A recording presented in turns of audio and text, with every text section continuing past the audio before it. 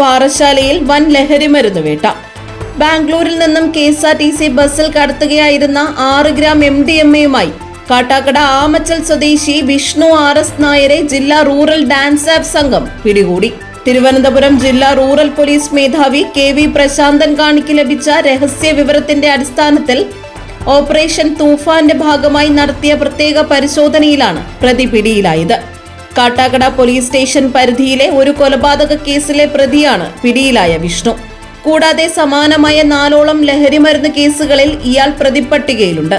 കഴിഞ്ഞ വർഷം വിഷ്ണുവിന്റെ വീട്ടിൽ നിന്ന് 200 ഗ്രാം MDMA പോലീസ് പിടികൂടിയിരുന്നു.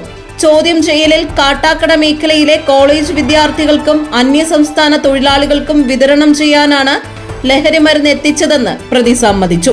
Dance app SI Deepu SS സംഘവുമാണ് പ്രതിയെ പിടികൂടിയത്. നിലവിൽ പ്രതിക്കെതിരെയുള്ള തുടർ നടപടികൾ പോലീസ് സ്വീകരിച്ചു വരികയാണ്. GTV news Parassala.